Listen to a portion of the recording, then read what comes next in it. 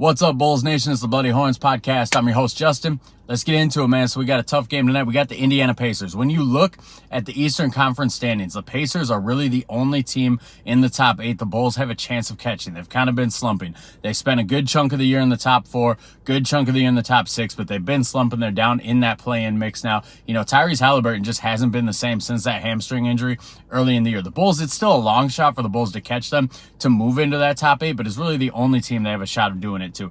And the Bulls, man, they have value in trying to claw into that top 8. If you're a 9 or a 10 seed, you have to win 2 play-in tournament games to get into the playoffs. If you can make it to that 8 seed, you just got to win that 7-8 matchup to get into the playoffs. And we all know the Bulls are valuing getting into the playoffs. I value getting into the playoffs because I want to see what Coby White and Ayo Dosunmu look like in those situations. So big game for the Chicago Bulls tonight. I fucking hate the Indiana Pacers. They are my most hated team in the NBA, and it all dates back to being a kid, seeing Reggie hit Mike with that push and make that game-winning shot, the no call. You know, ever since then, I've hated them. The early 2000s, when it was the Jermaine O'Neal, Ron Artest, old-ass Reggie Miller Pacers versus the Detroit Pistons of Ben Wallace, Chauncey Billups, Tayshaun Prince, Richard Hamilton, that was tough basketball for me because that was my 2 most hated teams that were the best teams in the East that were duking it out to go to the finals for a good 3 to 4 year stretch there. And the Bulls, you know, we had some excitement, but we weren't really contending with those teams back then. So that was basketball hell for me. It's been kind of fun, you know, the last, what has it been, the last 5, maybe even 10 years, the Pacers, basically ever since the Pacers lost Paul George,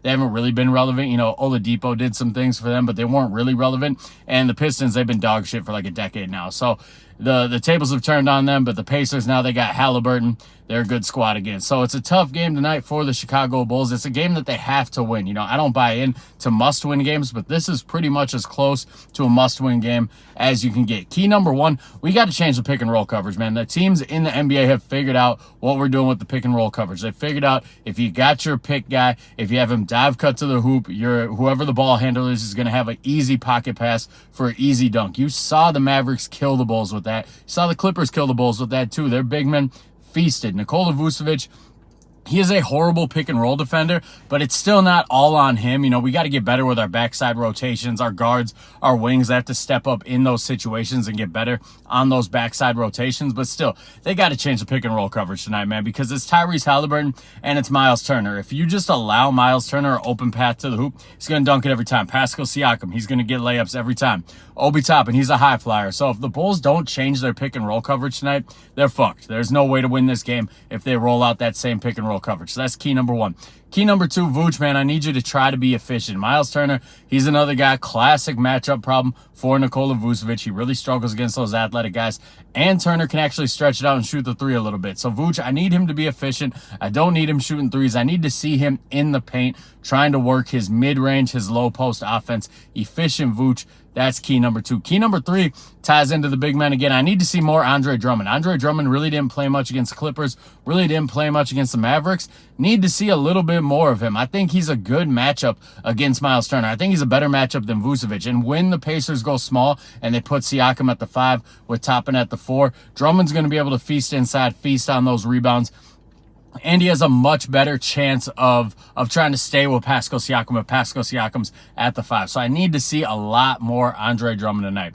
Key number 4, I need to keep seeing on your lap Batum, man. Batum and Phillips, those two, granted, we got the dog shit kicked out of us against the Dallas Mavericks, but those two looked good. Those two led us in scoring.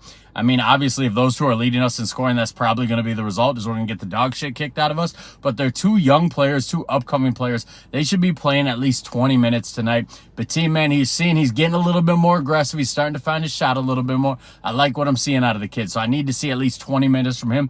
Key number 5, Coby White, man. I need you to have a big game. You know, Tyrese Haliburton, every time we play a top-tier guard, Coby White is one of my keys because these are measuring stick games for him. Tyrese Haliburton is most likely going to make an all-NBA team this year. He's been fantastic. He started out the year on fire. He's slowed down since his injury, but he's still playing at a very high level. Coby White, man, this is a measuring stick game. Tyrese Haliburton is a top 5 point guard in the league.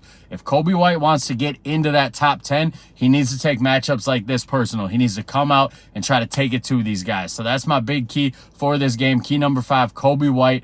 Play with a chip on your shoulder, man. Play like you're trying to prove something tonight. So, tough game tonight. first night of a back-to-back. We got the Clippers tomorrow night too, so it's going to be interesting to see how the Bulls come out after getting the dog shit kicked out of them the other night against the Mavericks. So tip-off's at 7 o'clock tonight. If you guys aren't subscribed to this video, please hit that subscribe button. Follow me on all the social media. Same handle everywhere, at Horns Bloody, Twitter, TikTok, Instagram, YouTube. Hit that follow button. Let's talk hoops. Let's go Bulls.